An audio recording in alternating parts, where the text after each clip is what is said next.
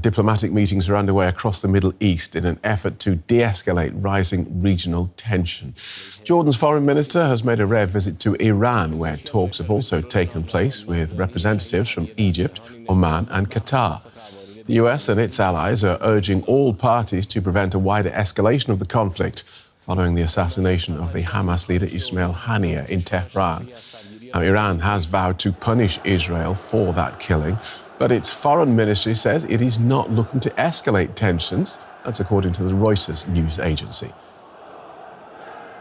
Well, as Hamas considers its leadership options following the killing of its political leader, Ismail Haniyeh, attention now turns to the Palestinian militant group's chief on the ground in Gaza. Yahya Sinwar is the man Israel believes orchestrated the October 7 terror attacks. It's been pursuing him ever since and has vowed to kill him. Yahya Sinwar is Hamas's top boss in Gaza. Born in the Khan Yunis refugee camp, he has been with the militant group since its beginnings in the late 1980s, around the time of the First Intifada or Palestinian uprising against Israeli occupation. Back then, he led a security network which tracked down Palestinians accused of collaborating with Israel. Sinwar was jailed by Israel in 1988 for planning the abduction and murder of 2 Israeli soldiers and the murder of 4 Palestinians.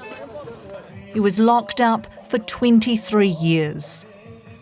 Eventually released in 2011, he was one of more than 1,000 Palestinian prisoners exchanged for 1 Israeli soldier. Having served as a commander of Hamas's military wing, Sinwar was elected as the group's Gaza leader in 2017. He issued this threat while speaking to crowds in Gaza in December 2022.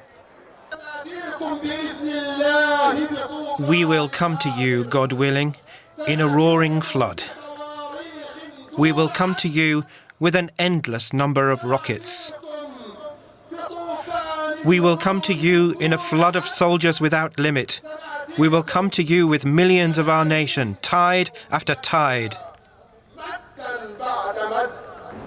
Israel accuses Sinwar of being the chief planner of the October 7th terror attacks, which killed 1,200 people and took more than 250 others hostage in Gaza.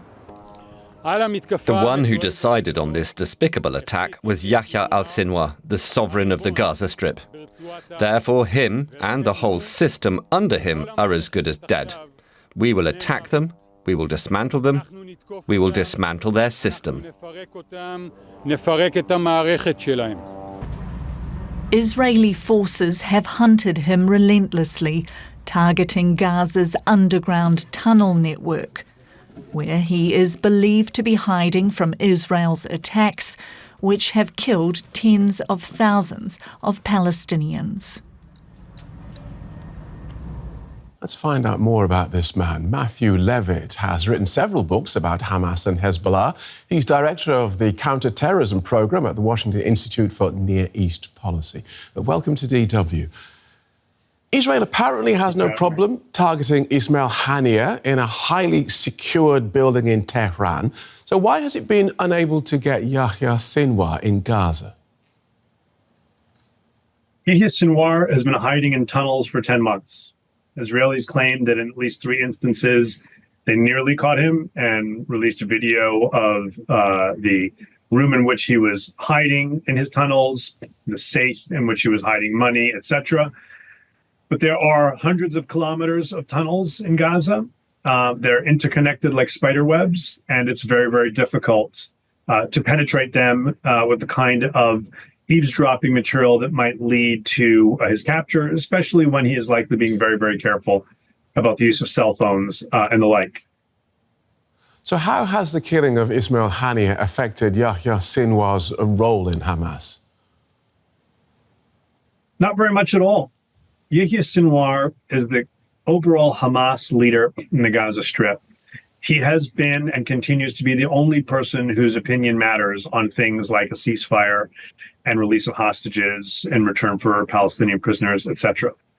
Ismail Haniyeh is the overall Hamas leader until he was killed. But that was really more technical than reality. Haniyeh and Sinwar had a significant amount of tension between them. Haniyeh was the overall head of Hamas located in the Gaza Strip, as Sinwar was actually the head of Hamas in the Gaza Strip. That led to tension, and ultimately Haniyeh left Gaza, and that's why we found him splitting his time between Qatar and Turkey.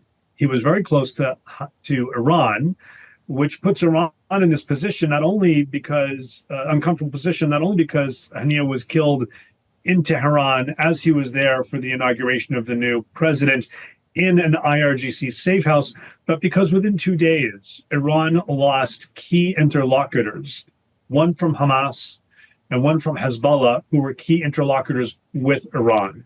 And that in and of itself sent a significant message. I found it striking that Sinwar was born in the Khan Yunis refugee camp. We tend to think of refugee camps as temporary structures constructed during crises and then dismantled when they're no longer needed. But the Khan Yunis camp has been there for decades, and it would be hard to design a more perfect breeding ground to encourage generations of people to harbour resentment towards Israel. It's true, the refugee camps in the Gaza Strip have been there for a very long time.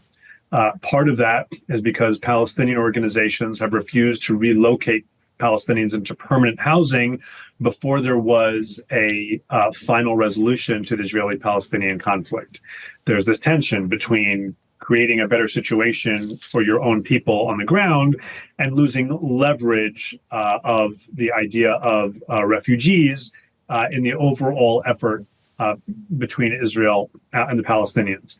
Now, the vast majority of people who live in these camps are not actually radicalized to violence, which suggests that as bad as the situation is, these are not the worst kind of places for radicalizing people. Very small numbers actually ended up radicalizing to Hamas.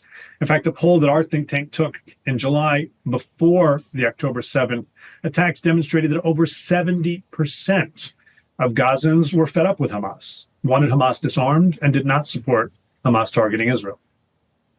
We've seen, as you said, a number of Hezbollah and Hamas officials targeted and dispatched in the last couple of weeks. Is it as simple as saying that the war in Gaza would end if Israelis were able to catch Sinwar? I don't think it's quite that simple. The people who would succeed him, in particular his brother, would still have to make the decision to release hostages and agree to a ceasefire or a pause. I do think that removing Yahya Sinwar from the equation would go a long way towards making that possible, because he's very, very widely seen as the hardest line person in this entire calculation. When you take out someone like a Haniyeh in Tehran, or if it were to happen, a Sinwar in Gaza, that's going to make some within Hamas harder line, at least in the moment. But there's enough of momentum. There are enough reasons why Hamas itself will want a ceasefire, so that that won't completely torpedo the negotiations. Right. And I don't think the assassination of Haniyeh will torpedo the negotiations. Thank you for that. Very interesting. Matthew Levitt from the Washington Institute for Near East Policy. As Israel braces for possible retaliation from Iran and Hezbollah, the families of the 115 remaining hostages in Gaza fear that the escalation will make a ceasefire deal even more elusive. Indirect negotiations between Hamas and Israel have so far been unsuccessful, and the threat of a wider conflict in the region appears to only be growing by the day. It is not easy for Dani El-Garat to walk here in Tel Aviv's Hostage Square. For 10 months, he has been campaigning for the release of his brother Itzik, who was kidnapped by Hamas from Kibbutz Nir Oz on October 7. But now, as the crisis unfolds with Iran and Hezbollah, a ceasefire and hostage deal seem more elusive than ever. I think these people deserve to die. We need to eliminate them. The question is when, and whether they're more important than the lives of the hostages. That's the question. After the targeted killings of Hamas leader Ismail Haniyeh in Tehran and Fuad Shukr, a senior Hezbollah figure in Beirut, Israel is now braced for retaliation and possible escalation. 115 hostages are still believed to be held in Gaza, some of whom are no longer alive. People here in Tel Aviv are extremely worried about the fate of the hostages still being held in Gaza. Fearing an all-out war with Iran and Hezbollah, people here are more on edge than ever. Life goes on as usual here, at least for now, but the threat of an imminent escalation is on everyone's mind. It's very worrying. Things are unclear. There is a lack of information. We don't know what is going to happen. We are terribly worried about our people over there. There is no one who is leading us responsibly. It's a difficult feeling. It's not easy to be a citizen in Israel today. For me, it was already scary after 7th of October. And I was really scared because I wasn't sure what's going to be tomorrow or the day after tomorrow. But eventually, I'm sure that everything is going to be okay, no matter what. And trying to stay calm. Yeah, but it's a bit scary because you don't know what to expect. Dani El-Garat is critical of Netanyahu's strategy of maximum military pressure and thinks he's motivated by his desire to stay in power. We see the condition the state is in today.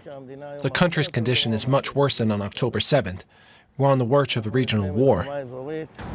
In the face of growing uncertainty, the hostages' families are waiting anxiously for their loved ones to come home as the country prepares for whatever comes next. Colin Clarke is Director of Research at the Soufan Group. That's a global consultancy focused on counterterrorism and international security. It's good to have you on the program, Mr. Clarke. Do we know how has Yahya Sinwar managed to survive 10 months of war in Gaza? Yeah, well, this is something that Sinwar was long preparing for, obviously. And if you look at the density and the complexity of what's really a labyrinth of underground tunnels, almost a city unto itself, he's had a long time to prepare. This is someone that knows the Israelis better than probably most Palestinian militants.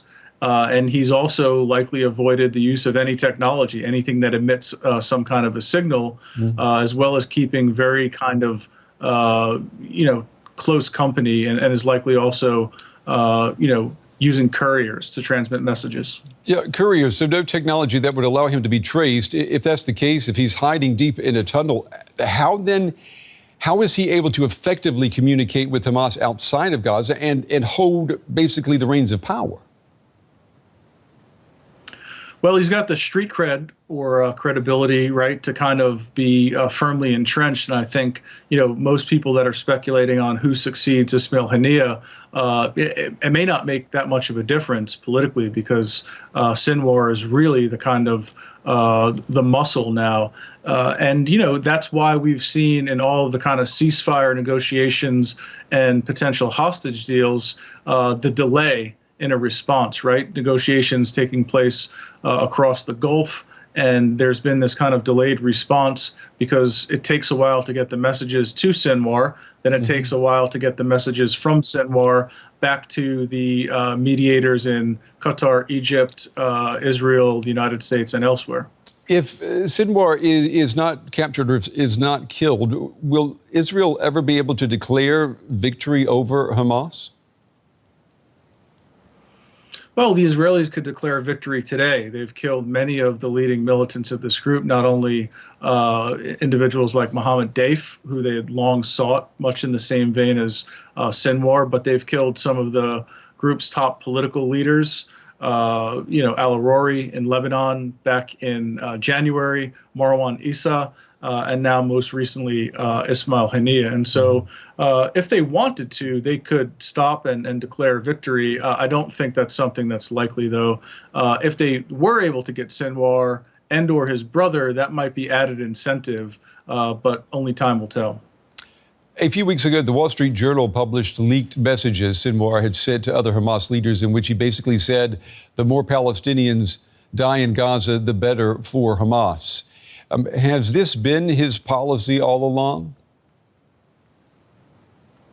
Yeah, very likely. He's willing to fight the Israelis until the last Palestinian civilian. It shows you how diabolical, of an individual he is. This is somebody that, values martyrdom, right? Exactly what they say, and is not afraid to sacrifice Palestinians to achieve his goals of maintaining power.